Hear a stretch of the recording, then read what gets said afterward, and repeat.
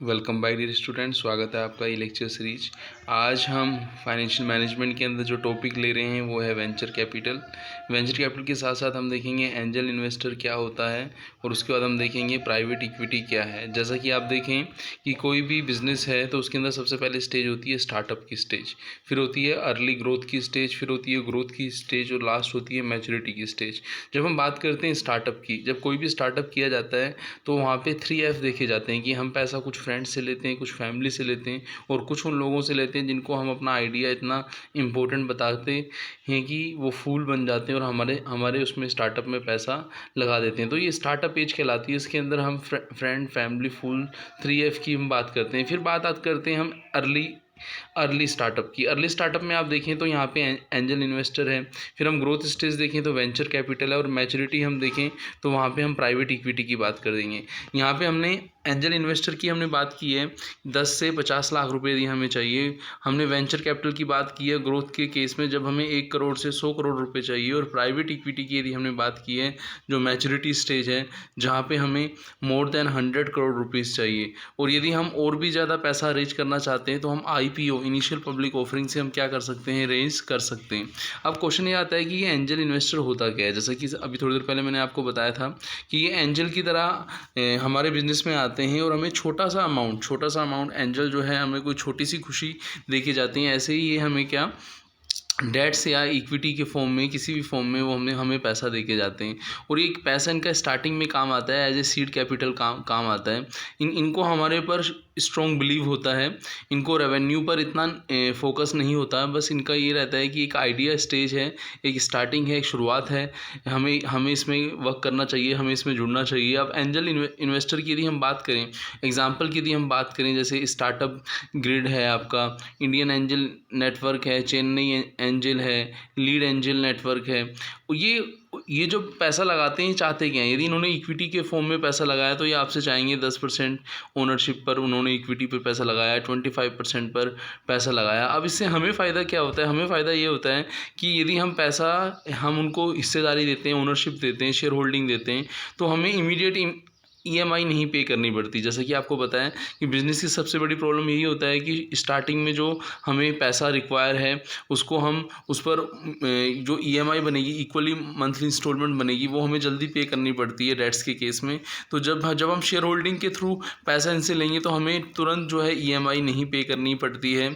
ये हमारे लिए एज ए शेयर होल्डिंग, मान लीजिए जितने टाइम तक हम इसको as a owner fund use करना चाहें तो हम यूज़ कर सकते हैं। तो एंजल इन्वेस्टर आप समझ गए होंगे 10 लाख से 50 लाख का रहता है, डेट्स या इक्विटी की फॉर्म में रहता है।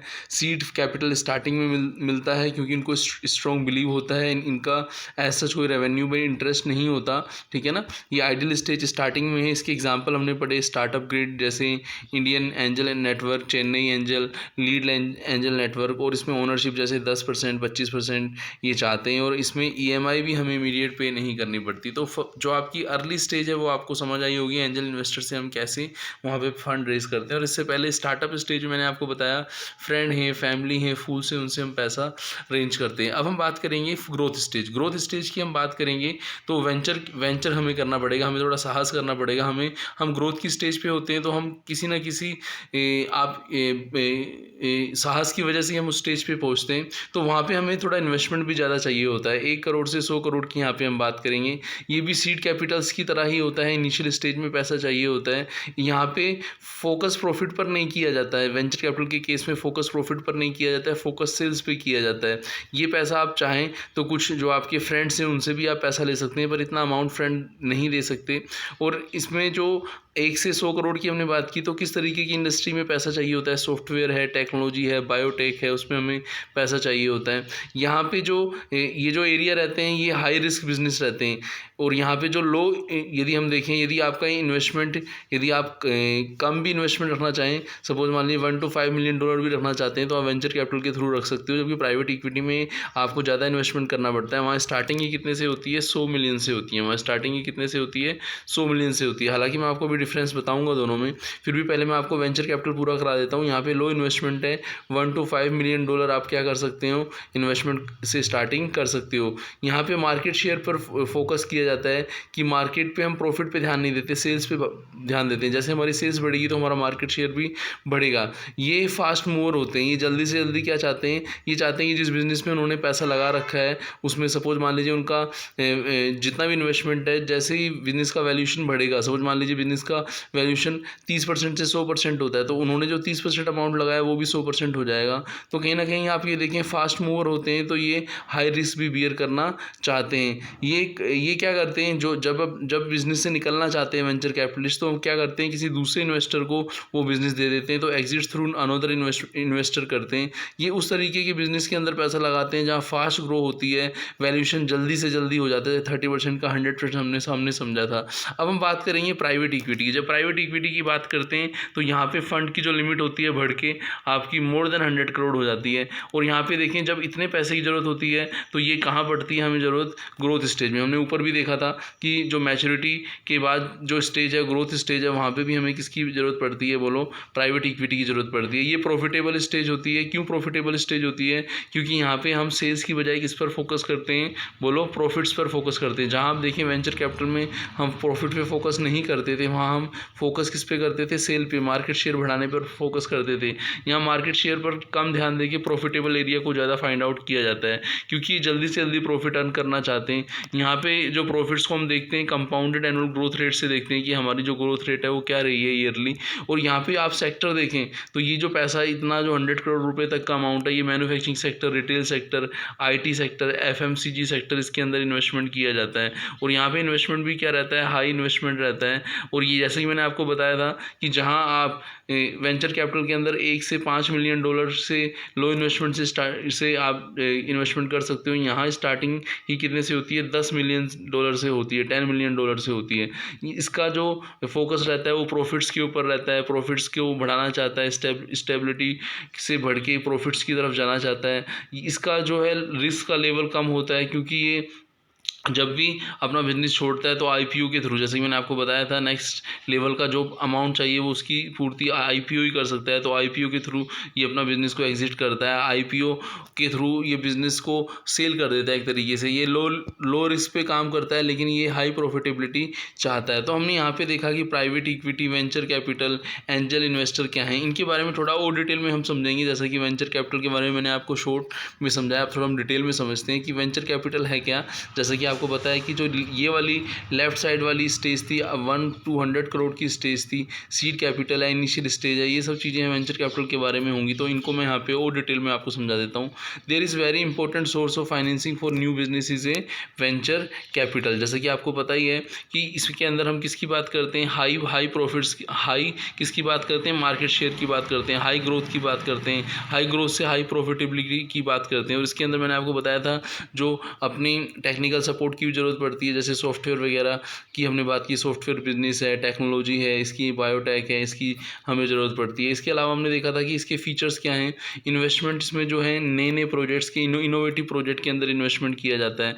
और इसका जो बेनिफिट होता है शॉर्ट टर्म में नहीं होता, लॉन्ग टर्म में होता है। और वेंचर कैपिटलिस्ट जो रहता है वो पैसा हमेशा ओनरशिप की फॉर्म में लगाता है, ओनरशिप मानते हुए पैसा लगाता है। ये नहीं कि वो लोन कैपिटल मानते हुए पैसा लगाता है, वो लंबे टाइम तक पैसा लगाना चाहता है। तो वेंचर कैपिटल जो है as a equity capital supplier of fund है, जो लंबे टाइम के लिए बिजनेस में हमें हेल्प करता है। एडवांटेज क्या है वेंचर कैपिटल का, न्यू इनोवेटिव प्रोजेक्ट्स में फाइनेंस जो होता है वो वेंचर कैपिटल के थ्रू होता है। और आपको बताया कि न्यू एरिया होता है, वहाँ पे ज़्यादा रिस्क होती है, ज़्यादा प्रॉफिट होती है और लॉन्ग टर्म के लिए होता है। इसके अलावा वेंचर कैपिटल क्या करते हैं, जिस फील्ड के अंदर आते हैं उसकी प्रॉपर इन्फॉर्मेशन रखते हैं, रिसोर्सेज रखते हैं, टेक्निकल असिस्टेंट रखते हैं, ताकि उनका बिजनेस अनसक्सेसफुल नहीं हो इनके अभाव में।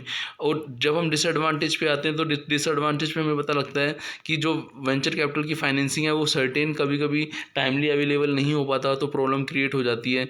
फाइनेंसिंग जो हम लॉन्ग टाइम के लिए करते हैं, लेकिन कभी कभी फंड हमें शॉर्ट टाइम के लिए मिलता है।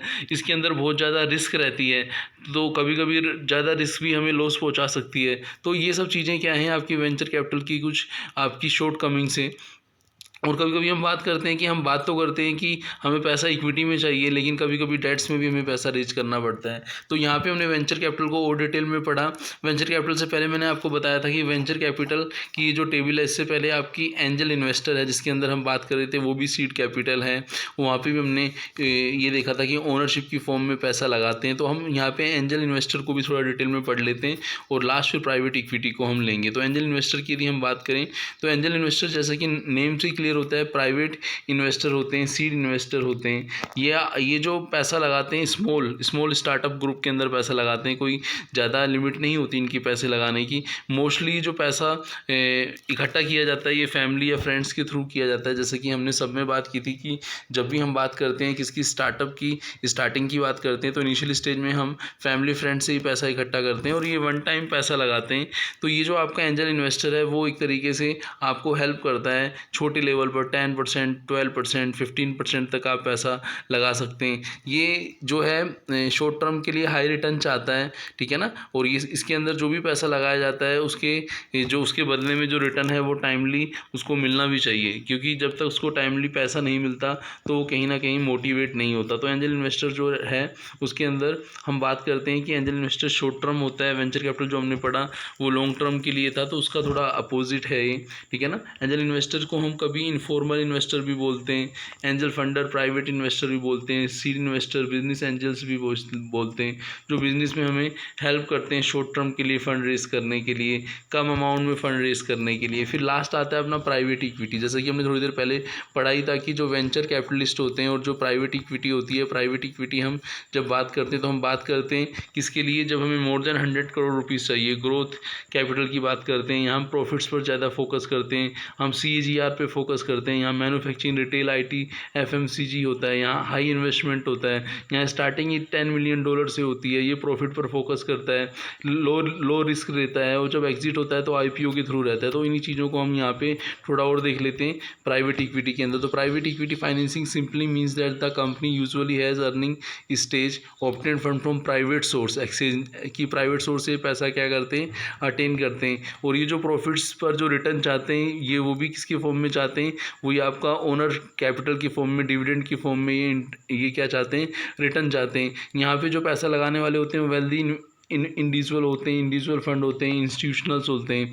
और ये जो प्राइवेट इक्विटी होती है वेंचर कैपिटल्स से थोड़ा डिफ्रेंशिएट करती है, क्योंकि वेंचर कैपिटल जो होता है कि वहाँ पे हमने देखा, जब लास्ट में दोनों में कंपैरिजन किया था वेंचर कैपिटल के अंदर और अपना प्राइवेट इक्विटी के अंदर, तो हमने देखा था कि जो आपका वेंचर कैपिटल है वो अनदर इन्वेस्टर को बिजनेस सेल कर देता है। वो फास्ट ग्रोइंग बिजनेस, वो बिजनेस का वैल्यूएशन जल्दी से जल्दी करना चाहता है, क्योंकि प्राइवेट इक्विटी IPO के थ्रू एग्जिस्ट होता है। उसकी नेक्स्ट स्टेज क्या होती है, फाइनेंसिंग की।